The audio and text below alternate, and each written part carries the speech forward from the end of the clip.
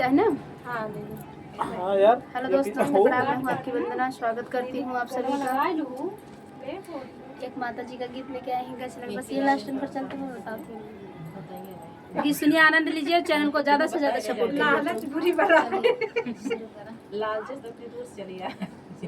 अम्बेडकर नगर गलियां की गलियां घूमे मालिनिया की के नाली है ना हमारे गलरी के फूलवा मालिन के नाली है ना गलियां की गलियां ना घूमले मालिनिया की के नाली है ना हमारे डलरी के फूलवा मालिन के नाली है ना हमारे डलरी के फूलवा मालिन के नाली है ना अपने चौरवा से बोले काली मैया हो कि हमारे बहना हो कि हमारे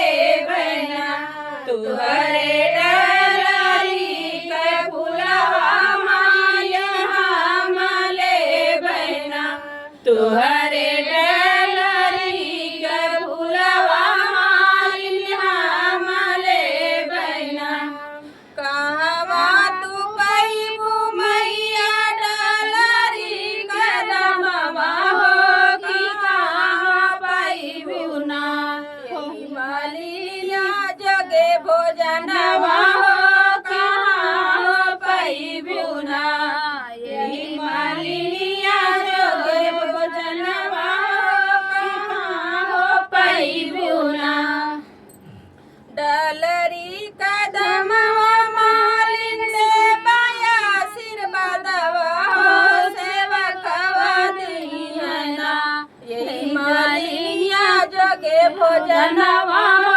सेवकवा दीना यही मालिनिया जगे भोजनवा हो सेवकवा दीना गलियां की गलियां न घूमले मालिनिया होगी के नाली है ना हमारे डलरी के धमवा होगी के नाली है ना